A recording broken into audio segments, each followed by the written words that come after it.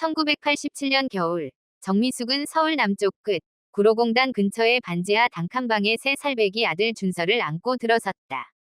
그 방은 하루 종일 햇빛이 들지 않았고 창문 밖에는 늘 쓰레기 봉투가 쌓여 있었다.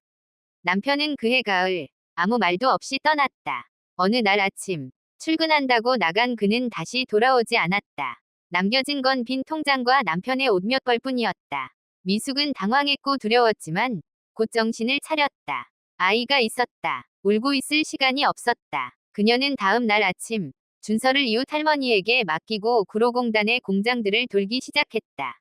문전박대를 당하면서도 웃음을 잃지 않으려 애썼다. 저녁 무렵 한 인쇄소에서 일손이 부족하다는 말을 들었고 그날 밤부터 일을 시작했다. 하루 12시간 동안 책자에 스티커를 붙이고 포장하는 일을 했다. 손톱 끝은 하루가 멀다 하고 찢어졌지만 아이가 배고프지 않게 하기 위해 견뎠다. 퇴근 후 돌아온 반지하 방에는 곰팡이 냄새가 진동했지만 준서가 그녀를 보며 웃을 때마다 미숙은 삶의 의미를 느꼈다.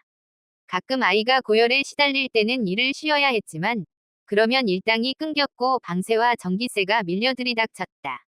그래도 그녀는 아이 곁을 지켰다. 차디찬 방바닥에서 아이를 껴안고 밤새워 열을 식히며 기도했다. 제발 이 아이만은 건강하게. 시간은 흘러 준서는 초등학교에 입학했다. 미숙은 교복을 살 형편이 되지 않아 중고 장터에서 헌 옷을 수소문했고 급식비를 제때 내지 못해 선생님에게 연락을 받기도 했다. 그때마다 그녀는 고개를 숙이며 말했다. 조금만 기다려 주세요. 꼭 갚겠습니다. 그러면서도 미숙은 매일 새벽마다 일어나 도시락을 싸고 공장일 외에도 청소, 설거지, 동네 식당의 배달일까지 닥치는 대로 했다. 하루에 2~3군데씩 일을 하다 보니 손목이 성할 날이 없었고 무릎은 항상 퉁퉁 부어 있었다. 하지만 단 한 번도 병원에 가지 않았다. 병원비로 아이 학용품을 사야 했기 때문이다. 준서는 조용하고 내성적인 아이였다. 친구들과 어울리는 법을 몰랐고 늘 교실 한쪽에 앉아 책을 읽었다. 집에 돌아오면 미숙이 사온 헌 책을 펼쳐들고 밤늦게까지 읽었다. 미숙은 그런 아들을 보며 늘 미안했다. 좋은 환경에서 자라게 해주지 못해, 생일 케이크 하나 제대로 사주지 못해, 운동화 한 켤레 사주는 것도 망설이게 되어. 그렇게 초등학교 6년이 지났고 중학교에 입학하던 날, 미숙은 아이 손을 잡고 오래된 교문 앞에 섰다. 입학식장에서 다른 학부모들이 손에 들고 온 꽃다발을 보며 속으로 울었다.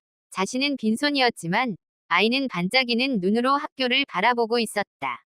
중학생이 된 준서는 아르바이트를 시작했다. 신문 배달, 전단지 배포, 구멍가게 심부름까지 했다. 미숙은 알면서도 말리지 않았다. 아들이 남몰래 번 돈으로 참고서를 사오는 걸 볼 때마다 가슴이 저릿했지만 그것이 아이가 선택한 방식이라는 걸 알았기 때문이다. 준서는 학교에서도 늘 전교 1등이었다. 선생님들은 종종 미숙에게 전화를 걸어 아이의 성실함을 칭찬했다.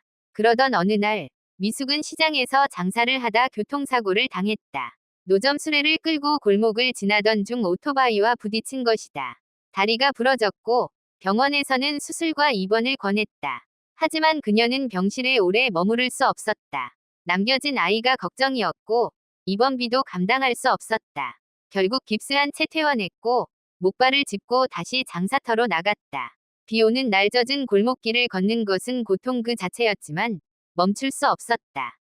그 무렵 준서는 신문에 소개되었다. 구로의 공부천재, 폐지 줍는 엄마 아들이라는 제목의 기사였다. 많은 사람들의 눈시울을 적셨고 몇몇 기업과 단체에서 장학금을 보내왔다. 아이의 등록금 걱정을 덜 수 있게 된 미숙은 처음으로 따뜻한 물로 목욕을 하며 몸을 녹였다. 그날 밤 그녀는 오랜만에 벽에 기대어 웃었다.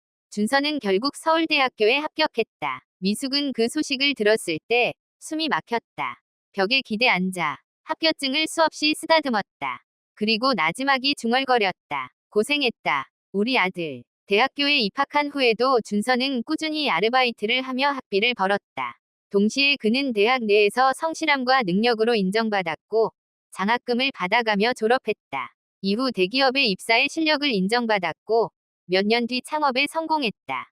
그리고 정미숙 장학재단을 설립했다. 장학재단 개소식 날 미숙은 작은 검은색 원피스를 입고 무대 아래에 앉아 있었다. 아들이 무대에 올라 말했다. 이 재단은 저를 사람으로 키워낸 단 한 사람, 저의 어머니 이름을 따 만들었습니다. 가난했지만 단 하루도 저를 포기하지 않으신 분입니다. 미숙은 눈을 감았다. 그간의 고된 삶이 필름처럼 스쳐 지나갔다. 새벽의 시장, 젖은 이불, 병원 복도, 노점상 수레, 그리고 아들의 손. 지금도 그녀는 반지하 방에서 산다. 벽지는 벗겨지고 곰팡이는 여전하지만 미숙은 그곳을 떠나려 하지 않는다. 이곳이 내 역사고 이곳이 내 사랑이 자란 곳이야. 매일 밤 그녀는 아들이 보낸 편지를 꺼내 읽는다. 편지 말미에는 이렇게 적혀 있다. 엄마, 당신이 제게 해주신 모든 것 평생 잊지 않을게요. 당신이 있어 제가 있었습니다. 사랑합니다. 그날 밤도 미숙은 한 장의 편지를 가슴에 안고 깊고 조용한 잠에 들었다. 그녀는 누구보다 위대한 인생을 살았다.